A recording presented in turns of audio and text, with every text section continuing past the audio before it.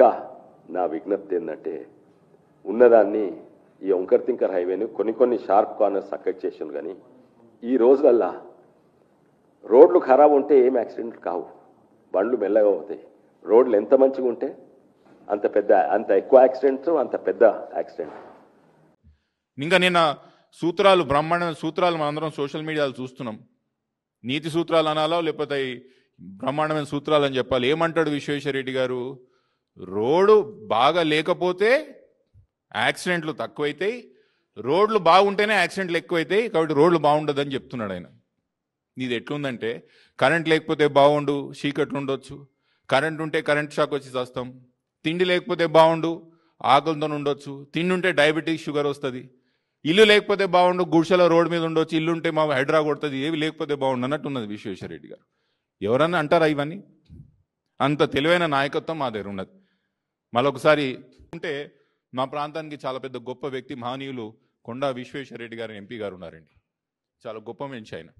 ఆయనకి short term memory loss ఉందేమో అనిపిస్తుంటుంది అప్పుడప్పుడు. చేరులు కదిలియకు బాబు, షార్ట్ టర్మ్ మెమరీ లాస్ ఉంటుందేమో అని నాకు అనిపిస్తుంటుంది అప్పుడప్పుడు. ఆయన ఏం మాట్లాడుతున్నాడో, ఎప్పుడు ఏం మాట్లాడతాడో, ఎందుకు మాట్లాడతాడో ఆయనకే అర్థమవుతలేదు. మొన్న ఎవరన్నా ఇంగితే గాను మొన్న మనిషి, సారీ ఈరోజు కొంచెం కఠినంగా నిర్ణయించుకోవాలని చెప్తున్నా. ఆయన వయసులో నాకన్నా పెద్ద మనిషి ఉండొచ్చు, కానీ ఈరోజు మాత్రం బరాబర్ మాట్లాడదలుచుకున్నా. ఎవరైనా ఇంగిత జ్ఞానం ఉన్నాడు, కామన్ సెన్స్ ఉన్నాడు, చదువుకున్నాడు ఎవరన్నా, నువ్వు ఆడ హాస్పిటల్లో చనిపోయిన 20 మంది అక్కడ మృతదేహాలు అక్కడ పడి ఉన్నాయి, కుటుంబ సభ్యులు వచ్చి అక్కడ రోధిస్తున్నారు, ఏడుస్తున్నారు అక్కడికి వచ్చి కింద మీద పడి. నీకు మనసు అంటే వ్యక్తికి ఎవరికన్నా ఆడికి వచ్చి రాజకీయాలు మాట్లాడతారా? ఆడొచ్చి ఏం చెప్పాలి? నేను రాజకీయాలు మాట్లాడదలుచుకోలేదు, కుటుంబాలకు అండగా నిల్చోవాలని వచ్చిన వాళ్ళ కుటుంబాల ప్రాణ సానుభూతి అని చెప్తారా? వెనకాల వాళ్ళ కుటుంబ సభ్యులు రోధిస్తున్నా, మృతదేహాలు అక్కడ పడున్నా, ఈయన ముందరకు వచ్చి రాజకీయాలు మాట్లాడతాడు. పెద్ద మనిషి విశ్వేశ్వరరెడ్డి గారు ముందలు నిల్చొని రాజకీయాలు మాట్లాడతాడు. మీకు ఇంగిత గానం ఉందా విశ్వేశ్వరరెడ్డి గారు? అంట మీరు చదువుకున్నోళ్ళేనా? అప్పుడప్పుడు మీరు ఏం చేస్తున్నారో మీకు అసలు ఆలోచన వస్తుందా? ఏమంటారు పెద్ద మనిషి ఈయన విశ్వేశ్వరరెడ్డి గారు? అక్కడ ఇంకా యాక్సిడెంట్లో ఎవరు చనిపోయారో లేదో తెలియదు, ఏం చేస్తున్నో వాడు కన్ఫ్యూజన్ తెలియదు. వాడు ప్రెస్ మీట్ పెట్టి 10 సంవత్సరాలు బీఆర్ఎస్ పార్టీ టీఆర్ఎస్ అధికారంలో ఉంది, ఇది వాళ్ళు చేయనీలేదని మాట్లాడతారు. మీకు అసలు బుద్ధి జ్ఞానం అనేది ఉందా విశ్వేశ్వరరెడ్డి గారు? అంట నేను ఏం మాట్లాడతారు? ఆ 10 సంవత్సరాలు 5 సంవత్సరాలు ఎవరండి ఎంపీ? ఏ పార్టీలో ఉన్నాడు ఆయన? అధికార పార్టీలో లేడా? అధికార పార్టీలో లేడా ఆయన? 5 సంవత్సరాలు ఆయన అధికార పార్టీలో ఉన్నాడు. ఇప్పుడు 2 సంవత్సరాలు ఆయన ఎంపీ, అదేమో నేషనల్ హైవేస్. టీఆర్ఎస్ పార్టీ ఏం చేయలేదని మీరు అంటున్నారు. మీరేం పీకిరు అంటున్నా నేను. మీరేం పీకిరు? ఈ 7 సంవత్సరాలు ఎంపీ ఎవరున్నారు? మీ బాధ్యత లేదా? నిత్యం వాళ్ళు చేయలేదు వీళ్ళు చేయలేదు, మళ్ళీ నువ్వేం చేసినావు? అవతలో ఏం చేయలేదు సరే, ఎంపీగా మళ్ళీ మీరేం చేసిరు అంటున్నా నేను. అసలు మీ ప్రపోజల్ ఏంది? ఈ 2 సంవత్సరాలు ఎన్జీటీలో కనీసం మీరు ఒక్కరోజైనా ఫాలోఅప్ చేసిండ్రా? ఒక్కరోజు నాలాగా మీరు పోయి వచ్చిండ్రా? స్థానికంగా అప్పీల్ చేసిండ్రా?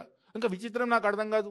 నిన్న కూడా ఆయన ప్రెస్ మీట్ పెట్టి బీఆర్ఎస్ వాళ్ళ రియల్ ఎస్టేట్లు ఉన్నాయి, వాళ్ళ రియల్ ఎస్టేట్లు ఉన్నాయి, వీళ్ళ రియల్ ఎస్టేట్లు ఉన్నాయి అంటున్నాడు. ఈ 2 సంవత్సరాల అధికారం ఎవరుతుందండి? ఈ 2 సంవత్సరాల అధికారం ఎవరుతుంది? ఎందుకు మీ ముఖ్యమంత్రి గారు మీ నోట్లను ముఖ్యమంత్రి గారు పేరు చెప్పడం అంత ఎందుకు భయపడుతున్నారు? ఈ 2 సంవత్సరాల బాధ్యతలు ఉందని అడగాల్సిన అవసరం లేదా? ఎందుకు ముఖ్యమంత్రి గారు మీ ప్రాంతానికి పోయే రోడే కదా, మీరు ఎందుకు చేస్తలేని అడగాల్సిన అవసరం లేదా విశ్వేశ్వరరెడ్డి గారు అంటున్నాను నేను. విచిత్రం ఉంటుంది. ఇంకోటి ఏంటంటే ఆయనది గమ్మత్ పంచాయతీ. ఈడ కొన్ని హ్యాచరీస్ ఉన్నాయి, ఇది బీఆర్ఎస్ పార్టీకి సంబంధించిన వాళ్ళు అంటారు. ఎందుకు విశ్వేశ్వరరెడ్డి గారు?